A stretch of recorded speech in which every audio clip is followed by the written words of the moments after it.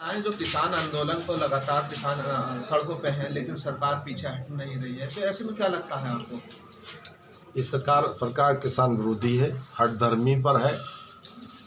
और मैं तो कहता हूँ किसी भी कीमत पर जब किसी के प्रति कोई बिल लाएगा या कोई काम करता है, लेकिन उसकी राय जरूर लेता है। इसमें ना राय ली गई और बिल्कुल गलत तरीके से बिल लाए गए। हम समाजवादी पार्टी किसानों के साथ खड़ी है और समाजवादी पार्टी व्यक्तिगत मेरा मन है कि बिल वापस होने चाहिए। किसानों को ससम्मान उनसे दरख्वास्त कर उनके घर भेजना चाहिए। अन्नदाता आज अगर हम कोठियों में सोए और अन्नदाता सड़क पर सोए तो इससे ज़्यादा दुर्भाग्य हमारा कोई है नहीं।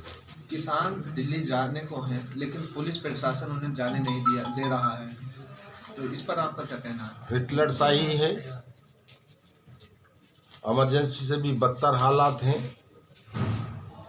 किसान को तो सड़क पर जाने के बाद में और उससे अपनी सवारी से बैठकर रोका जा रहा है। मुझे तो गेट से किसानों के मसले में गेट से निकल कर मैं रोड पर ही आना चाहता था, मुझे उसमें नहीं निकलने दिया गया। तो ये लोकतांत्रिक तरीके से हमारा विरोध करना एक हक है। सरकार सत्ता में बैठे लोगों की आंखें खोलना हमारा मौलिक लोकतंत्र में अधिकार मिला है, लेकिन वो अधिकार भी सरकार किसी कीमत पर भी दमन करके उस अधिकार को से भी वंचित करना चाहती है। आज किसान जा रहे हैं तो उन्हें अपनी बात को कहने का हक है। आप सरकार को अपना पक्ष रख के किसानों की बात सुन के उनकी बातों का निदान करने का, लेकिन नहीं कर रही सरकार। आज प्रधानमंत्री मोदी दिल्ली के एक गुरुद्वारे में गए हैं और सरदारों का गुरुद्वारा है, सरदारी वहाँ विरोध कर रहे हैं, इस पर क्या कहना है? देखिए, मैं तो कहता हूँ अगर आस्था की नीयत से गए हैं तो एज प्रधानमंत्री जाना चाहिए, लेकिन राजनीतिक रूट या धर्म स्थलों से न सीखे तो अच्छा है। मूल रूप से उनकी बातें सुने और समस्याओं का निदान करें जो वाजिब है। और सबसे बड़ा खराब वक्त है किसान के सामने, जो आज आत्महत्या भी कर रहा है और मर भी रहा है वो ठंड में, और खुले आसमान के नीचे, मतलब 2 डिग्री जहाँ की स्थिति हो ठंड की, उसमें अगर खुले आसमान के नीचे पड़ा तो हर हिंदुस्तानी को इस पर कहीं ना कहीं तकलीफ महसूस करना चाहिए, इसकी भर्त्सना करनी चाहिए। किसान सड़कों पे हैं, लेकिन बीजेपी अपने वर्चुअल सम्मेलन, कहीं सभाएं, इस तरीके से किसानों को समझाने में लगी। क्या मैंने पहले कहा कि फूट डालो राज करो, हमेशा पॉलिसी रही है बीजेपी की, और उसी में मैं तो कहता हूं कि इन सम्मेलनों से फ़ायदा नहीं। अब किसान, मैंने पहले भी कहा है कि इतना नासमझ नहीं, हर आदमी गेहूं की रोटी खाता है। और मैं तो कहता हूं कि किसान से ज़्यादा राजनीतिक लोग समझदार कभी नहीं हो सकते, ये मैं खुद भी कह रहा हूँ। जब किसान सड़कों पे है तो बीजेपी जो है वो किनके साथ मीटिंग कर रही है? अब ये हो सकता है कि बहुत से लोग ये सोचते हों कि हाँ, कोई दूसरा राजनीतिक हथकंडा अपना कर हम इनमें फूट डाल दें, लेकिन ये आंदोलन एक ऐसा आंदोलन है कि वो संभव नहीं, इसमें कोई हथकंडा इस्तेमाल नहीं हो पाएगा। किसान अपनी मांग, जो वाजिब मांग है उनकी, ये बिल वापस होने तक हमें नहीं लगता कि किसी कीमत पर भी माने। ठीक सर, सरकार मान सकती है बिल वापस लेने के लिए?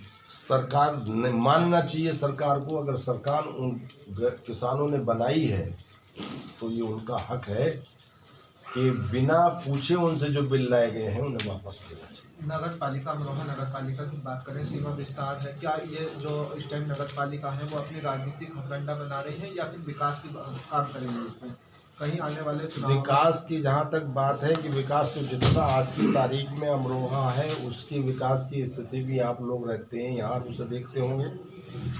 शायद विकास नहीं, कोई दूसरी चीज़ें उनके जहन में चल रही होंगी, जो कि हो मेरे ख्याल से हमेशा बीजेपी के लोगों के दिमाग में चलती हैं दूसरी चीज़ें, और जनहित में कोई चीज़ में दिमाग में चलती नहीं होगी। अगर ऐसा, मैं तो कहूँगा कि आज परिसीमन का मामला चल रहा है, इससे ज़्यादा और कुछ हो नहीं सकता। परिसीमन को लेकर एक प्रेस कॉन्फ्रेंस बुलाई थी अध्यक्ष ने, तो उन्होंने कहा कि जो इसका विरोध कर रहे हैं वो सांप्रदायिक शक्तियां हैं। आप इस बारे में क्या कहेंगे? नहीं, अमरोहा का हर व्यक्ति किसी भी संप्रदाय और जाति का क्यों ना हो,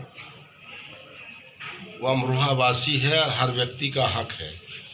जिनकी सोच सांप्रदायिक हो वही सांप्रदायिक बातें करते हैं। मेरी सोच तो व्यक्तिगत हर आदमी जानता है कि सेकुलर, मैं विरोध की बात नहीं, जनहित में कह रहा हूँ कि परिसीमन होना चाहिए, लेकिन नीति और सिद्धांतों पर नियमानुसार होना चाहिए। नहीं, ये अभी सर आपने लखनऊ में नगर विकास विभाग की मीटिंग ली थी, उसमें सत्तारूढ़ पार्टी के नेताओं का ये कहना है कि महबूब अली अपने राजनीतिक स्वार्थ के लिए नगर का परिसीमन नहीं होना देना चाहते। इस बारे में आपको क्या कहना है? नहीं, महबूब अली राजनीतिक स्वार्थ के लिए महबूब का क्या रुक जाएगा? आप मेरा राजनीतिक स्वार्थ बताइए। जो लोग ये कहते हैं, क्या मेरी विधानसभा में वो गांव बढ़ जाएंगे क्या? मेरा राजनीतिक स्वार्थ क्या है? मेरा तो अगर क्षेत्रफल घटने और बढ़ने की बात नहीं, जनहित में ये उचित नहीं है कि वर्तमान में परिसीमन हो, लेकिन जो क्षेत्रफल का ज्योग्राफिया दिया गया 8-8 किलोमीटर दूर के गांव और 1-2 किलोमीटर दूर के गांव छोड़ दिए गए हैं, वो गलत है। नियमों के तहत परिसीमन होना चाहिए। महबूब सबसे पहला उसका पक्षधर है। लेकिन विकास की जहाँ तक की बात है, विकास तो जितना क्षेत्रफल आज भी अमरोहा का है उसी क्षेत्रफल का विकास नहीं हो पा रहा। दूसरे गांव जोड़ने के बाद तो और विकास अवरुद्ध हो जाएगा। मंत्री जी